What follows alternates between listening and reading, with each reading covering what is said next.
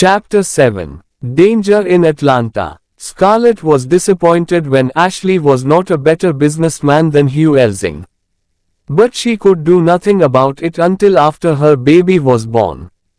"I'll never have another child," she decided. Scarlett's baby was a girl, Ella, and she was born during a week when a Negro raped a white woman and was quietly hanged by the Ku Klux Klan before he could be brought to the law.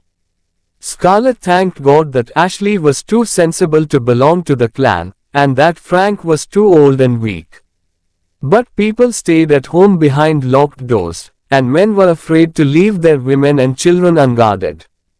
Both Ashley and Hugh stayed at home, and work at the sawmills stopped, which annoyed Scarlett. After 3 weeks, she got up from her bed and said that she was going to the sawmills again. Frank and Mammy said it was too dangerous, so Scarlett rushed across to Ashley's house, which was at the bottom of Aunt Pitty's garden, and complained loudly to Melanie.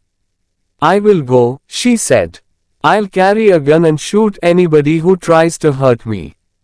Melanie was shocked. "Scarlett, I'll die if anything happens to you. I'll tell Ashley to go back to the sawmill at once.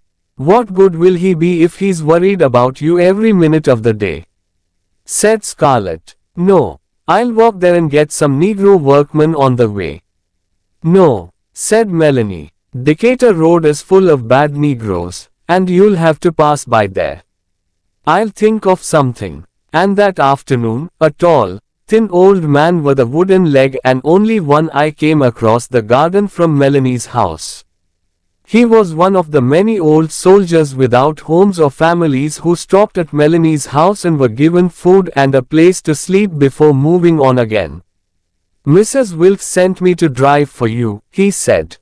"My name's Archie, and Mrs. Wilkes has been good to me, so here I am." Scarlett didn't like the look of him, but she said, "All right.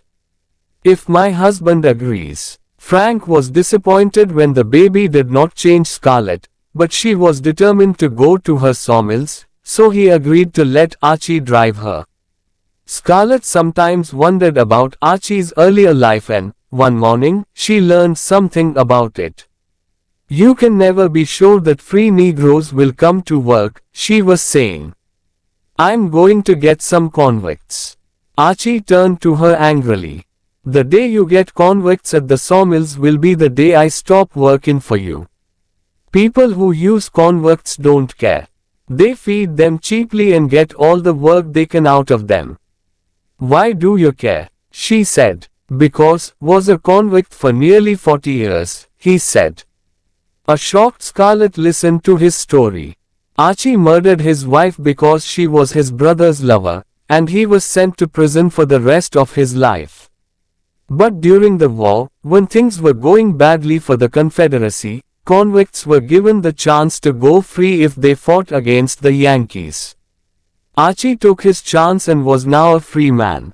"Mrs. Wilkes knows," said Archie. "I wouldn't let a nice lady like her take me into her house without knowing."